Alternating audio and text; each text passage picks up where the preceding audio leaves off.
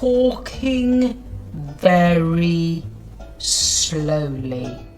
Hello everyone. Do you know JAM?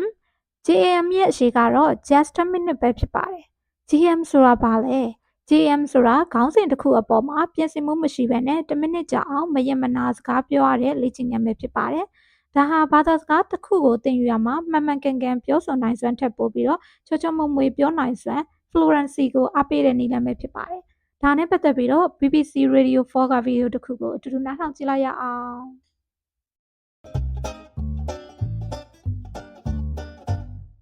Hello, I'm Sue Perkins, and I'm delighted to say that I'm the new host of Just a Minute. Now, I was a panellist for years, and it's so much fun if you manage to achieve that minute. It's not the only goal, but boy, it's a great one to have in mind. Here are a few tips and tricks to get you on your way to your first ever fluid minute. First of all, hesitation. ဒီဗီဒီယိုကိုကြည့်လိုက်တဲ့အခါမှာအချက်၃ချက်ကိုတွေ့ရပါတယ်။ဒီဘက်ကတော့ no hesitation တွတ်ဆုံမနေရပါဘူး။စကလုံးတွေမေ့သွားရင်တော့မရလိုက်ပါနဲ့။တခြားစကလုံးနဲ့အစားထိုးပြီးတော့ဆက်ပြောရပါမယ်။ Secondly, repetition. This one's harder, but you need to think synonyms. Always no remember there's a particular word, like a strong word, like broadcast, not to say it again, find another word that means the same thing. Program. Keep going, you'll be fine. Thirdly, deviation. Now, this is harder, but ideally you want to have some anecdote or some crystal idea where you're tending to roughly in your minute. If you get buzzed, always have a really good excuse for why you went from A to Z for no good reason. Another couple of things, if those don't work, try lists. It works certainly historically for one panellist, or talking very slowly. But as I say, a minute is a beautiful thing, and even when you get it, it's a thing of joy forever. But it's not the be-all and end-all of the game, which is having... ဒါဆိုရင် JM activity ကိုပုံမကောင်းမွန်အောင်ပြောဆိုနိုင်မဲ့နည်းဗျူဟာတွေရှိတယ်ဆိုတာကိုရောသင်သိပါသလားမသိသေးရင်ထပ်ပြောပြပါမယ်နော်နံပါတ်1ခေါင်းစဉ်အချို့ကိုကြိုတင်ပြင်ဆင်ထားပါ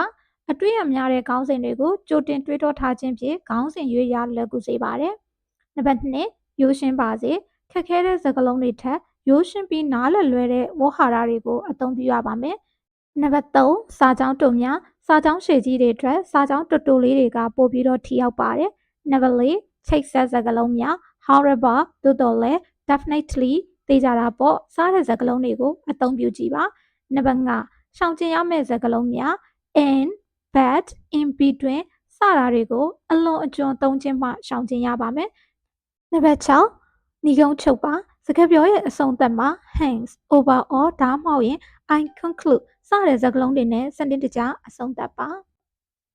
ဒီဗီဒီယိုကြည့်နေတဲ့သူတွေက jam activity ဆိုတဲ့1မိနစ်စကားပြောလေ့ကျင့်ခန်းအကြောင်းကိုသိသွားပြီလို့ထင်ပါတယ်ဒါဆိုရင်တော့အင်္ဂလိပ်စာကိုချောချောမွေ့မွေ့ယုံကြည်မှုရှိရှိပြောနိုင်အောင်လေ့ကျင့်တဲ့နေရာမှာ jam activity ကိုအသုံးပြုပါလို့အကြံပြုတိုက်တွန်းလိုက်ပါတယ်ရှင်နောက်ဗီဒီယိုတွေမှာပြန်တွေ့ကြပါမယ် bye bye